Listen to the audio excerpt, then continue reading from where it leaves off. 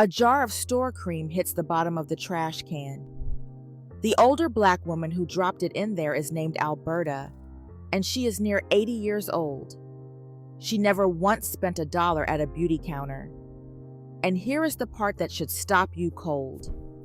At nearly 80, her skin was smoother at the jaw and clearer across the brow than the young mothers half her age sitting right beside her in the church pew. That jar did not do it.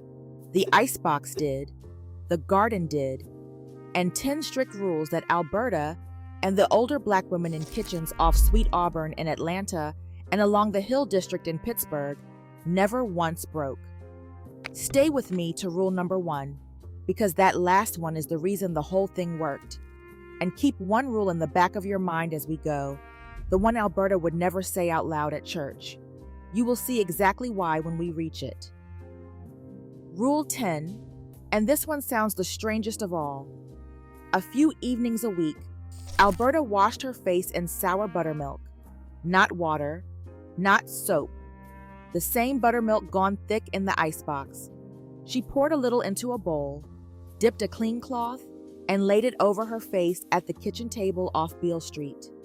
Here is why it worked, and why the older black women along Bronzeville swore by it. Buttermilk carries a mild sour acid, the very same kind the costly peels at the counter are built on today.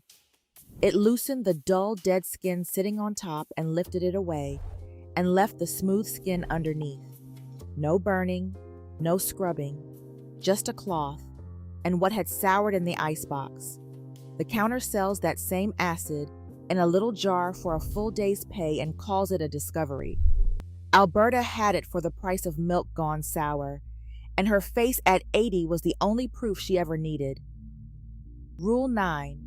Soap never touched her face. Not the hard lye soap at the wash basin, not the perfumed bars off the store shelf, none of it. Alberta held a hard line on this, and the older black women of that time held it right along with her.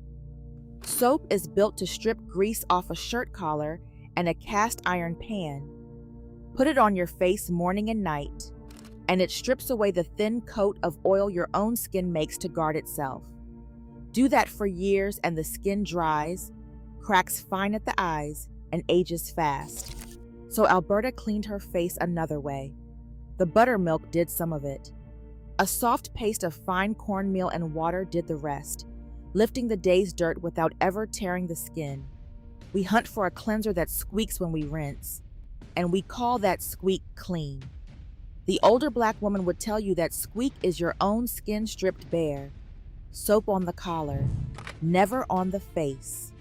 If that one made you stop and think, do me a small kindness and tap the like button right now, so more women hear these before they are gone for good.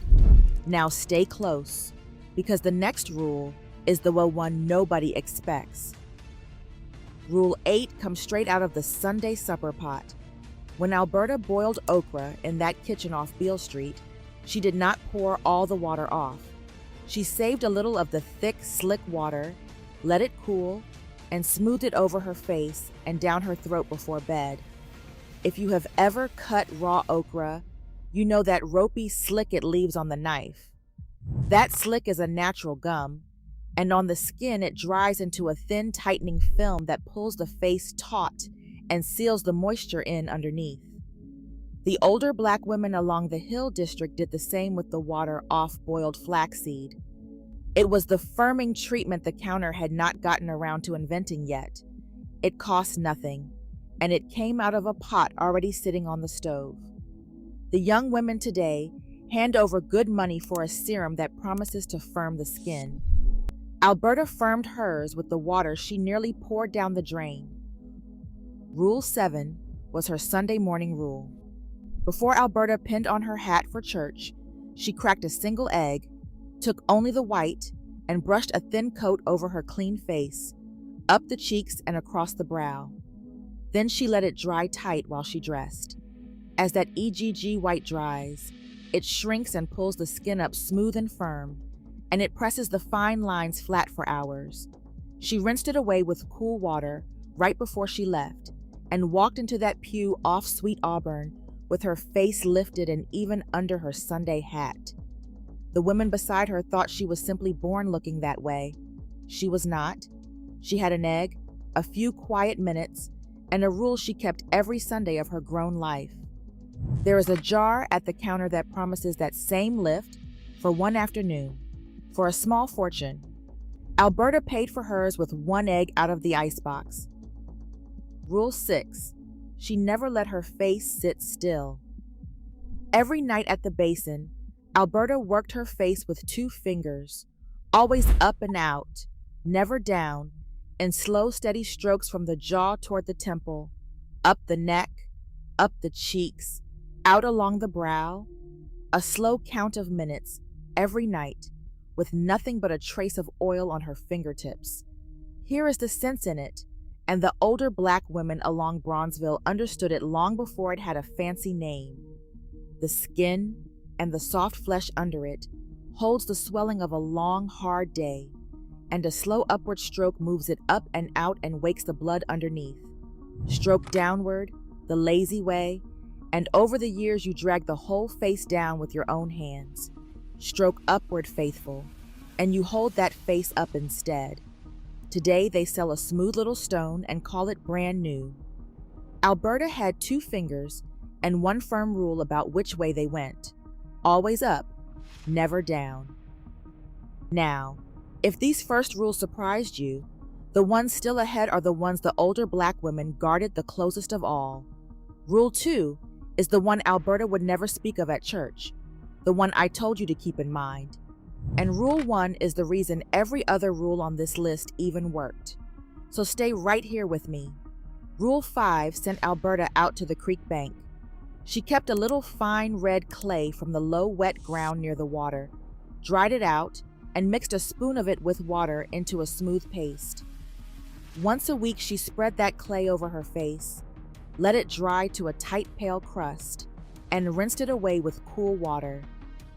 The older black women down through Sweet Auburn kept the same weekly habit. That red clay is fine and hungry, and as it dries on the face, it draws the oil and the dirt and the grime up out of the skin and pulls the wide open pores tight closed behind it. It is the very same thing sold in a pretty tube at the counter today, dug from the ground, dressed up, and marked up 100 times over. Alberta dug hers for free from the bank of the creek, and her pores stayed fine and tight clear into her old age. Rule 4 was her rule for the dark spots and the uneven patches the years and the sun leave on a face. Alberta cut a raw potato, or now and again a slice of onion, and pressed the wet cut face of it gently over the darker marks, a few minutes each night, then rinsed it clean. The older black women along the Hill District kept the very same habit.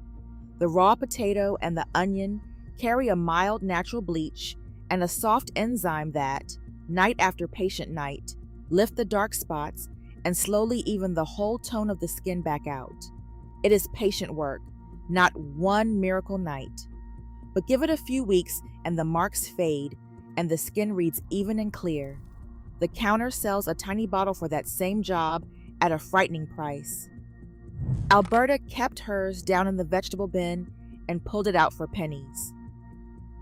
Rule 3 was the last thing she touched to her face at night. A single drop of warm castor oil, thick and slow off the fingertip, pressed into the deep lines. Around each eye in a slow figure 8. Along the brows and the lashes.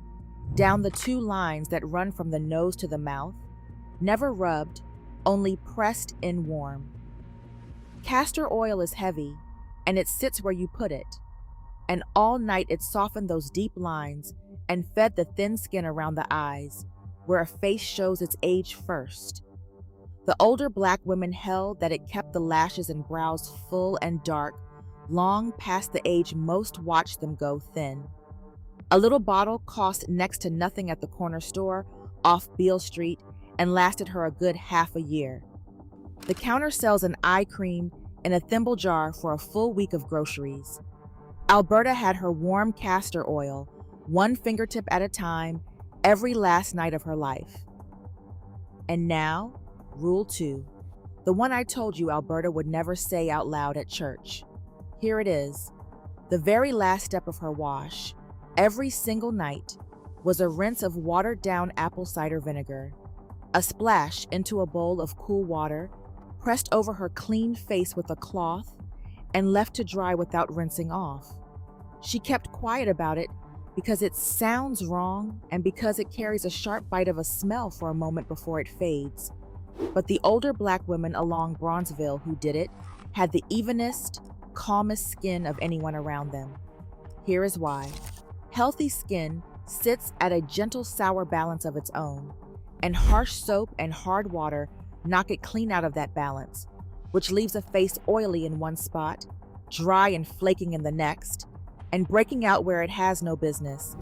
A watered vinegar rinse sets that balance right back where it belongs. The oil settles, the breakouts quiet, and the whole face goes even and smooth. It is the cheapest toner ever made. Alberta simply never cared to explain the smell, so she kept it to herself. The older Black women were never hiding a jar from you. They were hiding a whole kitchen. And that brings us all the way down to rule number 1. The rule underneath every other rule on this list, the one Alberta lived by until her very last year. Your skin is not a thing that you buy. It is a thing that you feed and a thing that you keep. She understood all the way down that a face shows what a woman puts into it night after night, out of her own kitchen and her own 2 hands, and not one bit what she carries home in a bag from the store. The older Black women of that whole time held tight to the same simple truth. No jar off a shelf can undo a full year of harsh soap, hot water, and plain neglect. And no counter on this earth can sell you what buttermilk and okra water and red clay and a slow upward hand will give a face for next to nothing.